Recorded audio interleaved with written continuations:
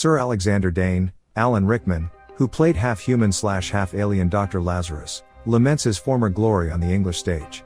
Gwen DeMarco, who played gorgeous communications officer Lieutenant Tawny Madison, Sigourney Weaver, complained that her TV guide piece focused on her bust line and how it fit into her uniform. Tommy Weber, Daryl Mitchell, the former child actor who now attends Galaxy Quest conferences, comments on Jason Nesmith's, Tim Allen, tardiness. Nesmith arrives and asks whether Dane has done his "I was once an actor" thing.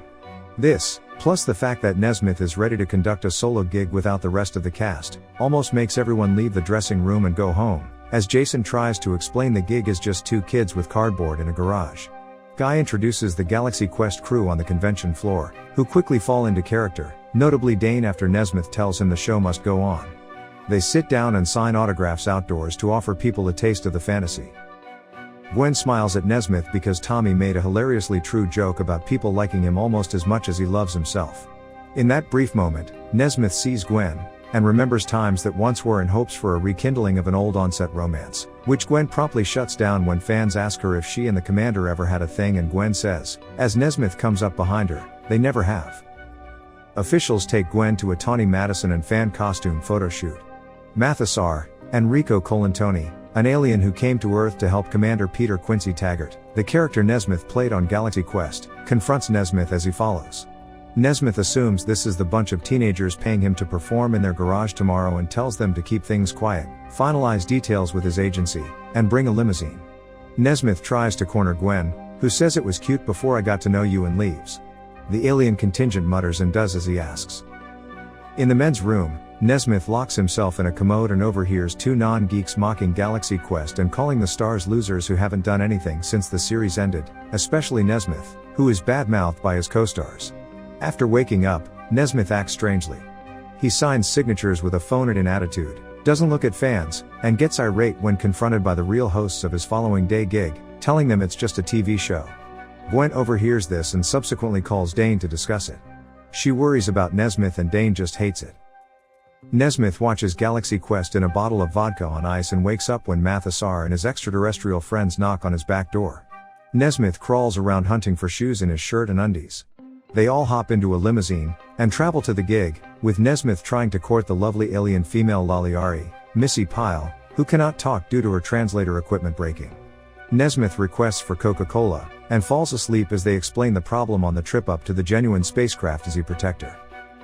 Nesmith is carried to the bridge where he faces the wicked reptilian warlord Saris, Robin Sachs, on the video screen. Nesmith instructs them to fire blue, red, and other things arrogantly but witty. He claims he should look after Saris and requests a return to Earth. Mathesar is grateful that Nesmith, unknowingly, saved his people. Nesmith is shown entering a room where he gets covered in goop that changes into a plastic shell and then thrown into space, landing at his home by his pool in shock. Unshaven and unkempt, he dashes to the electronics store opening they are contracted to do and tells his colleagues actors about his genuine space exploits with the termites.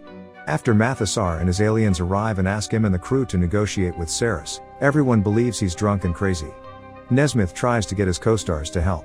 Instead, they all ignore Nesmith and depart, hopping into the same van furious and critical, save for Fred Kwan, Tony Shalhoub, who played Tech Sergeant Chen on the series and remarked they should have taken the gig because who knows when Nesmith might offer them another. A gig? They ask each other, get out of the van, and greet Laliari, whose image remains on Earth since Nesmith imagined they might change their minds.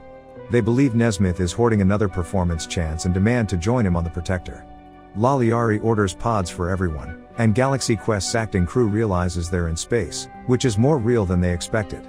The aliens reveal themselves as pastel octopuses or squids that employ a gadget to speak and look human. Fred Kwan is the only finished actor who's so crazy he's here now, presumably from too much Hollywood life.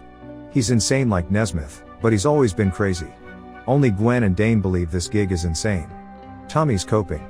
They explore the space dock, the ship, and the crew, which Nesmith calls termites. They took the ship into space to meet Saris from the bridge and were in danger.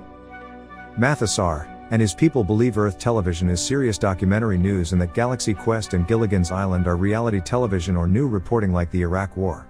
Gwen and Dane think Nesmith's naively going along with this as an ego trip, and maybe he is. He enjoys troop inspections. The audience learns that Saris captured and tortured the last commander who told him about Galaxy Quest, including the Omega-13 technology he wants at any costs. The Thermians don't know what the Omega-13 performs, but a poorly made one will destroy all matter in the cosmos. Its location is unknown. Except for Nesmith, the actors go. Saris has arrived, so Nesmith must confront him. The Thermians built the Protector to series standards but don't know how to operate her. Saris shoots first after hearing Nesmith say he'll assault him with all their weapons because Gwen didn't follow his instruction to turn off the microphone. The Protector finds the Tuthian minefield after the engine quits. The Protector's power core is damaged after leaving the minefield. The aliens don't grasp that the Galaxy Quest adventures are fiction since Saris promises one thing then does another. They must retrieve beryllium energy spheres from a neighboring planet. They can breathe naturally on the planet where the sphere is. Home appears. Cute monkeys are mining. Guy worries about being the sixth crew member without a surname. The mining monkeys eat a sick and beautiful tiny monkey. The team rolls a beryllium sphere to steal it. Monkeys abound. Lazarus laments that Nesmith must always be the protagonist, so the Protector leaves with the sphere without Nesmith. A huge animal will eat Nesmith. Transported, the animal explodes. Monkeys yell Garignik, a massive rock monster. The Protector receives Nesmith. Saris infiltrated the Protector. Nesmith also learns that Earth is empty. Mathesar doesn't know what the Omega-13 device is, so Nesmith doesn't torture him. He and Gwen show Saris the historical records, who understands immediately. He pushes Nesmith to tell Mathesar in childlike terms that they are performers, not heroes. Saris orders his guards to detonate the spacecraft with everyone inside. Nesmith and Lazarus fake a battle to fling their guardians into space. Gwen reminds Nesmith they cannot activate a neutron reactor. Nesmith knows someone who can run it. During one gig, Nerdy Brandon, Justin Long, asked several technical questions. Brandon and Kyle, Jeremy Howard, tutor Gwen and Nesmith. Brandon says the Omega-13 technology may allow 13-second time travel. Hollister, Jonathan Fayer, discovers the beat of the iron poles smashing. Lazarus and Quellic, Patrick Breen, allow Thermians to breathe. Laliari and Fred kiss madly. Nesmith finally hits the blue button to stop the blast. Brandon can't help Nesmith when the blue button fails because his mother, Heidi Swedberg, has him take out the trash. Gwen and Nesmith embrace at the countdown's last seconds. The series countdown always stopped a second early, and that's what occurs. Nesmith instructs Tommy to drive the Protector into the minefield. Ship magnetism attracts several mines there. Saris' flagship destroys the Protector. Mines destroy Saris' flagship. Alexander says Saris' flagship's energy increased after going through a black hole. Saris entered Protector. In an ambush, he wounded Nesmith and shoots the crew as Fred. Nesmith shouts to Mathesar to activate the Omega-13 gadget, sending him back in time for 13 seconds, enough to stop Saris as soon as he reaches the control room. Most Thermians depart the Protector, except Laliari. Brandon and his companions crash land their spaceship at the sci-fi convention where hundreds of geek enthusiasts are already dissatisfied. The convention throne leaves the ship half suffocated and dizzy. Saris wakes up but is slain instantly, which enrages fans. The new season of Galaxy Quest features Jane Doe's Laliari, who kisses Fred, and Guy Fleegman's security officer. Galaxy Quest, a geek TV show that was cancelled, has spawned 18 annual conventions where fans, often in costumes, watch old episodes and meet cast members and actors who played even small roles on single episodes. Fans are watching a lost episode about the Omega-13 device at Galaxy Quest 18, hosted by Guy Fleegman, Sam Rockwell, who died in episode 81. The original cast and crew watched this show from backstage. If you enjoyed the video, make sure you smash that like button, leave a comment and subscribe to watch more videos like this. Thank you, and see you on the next video.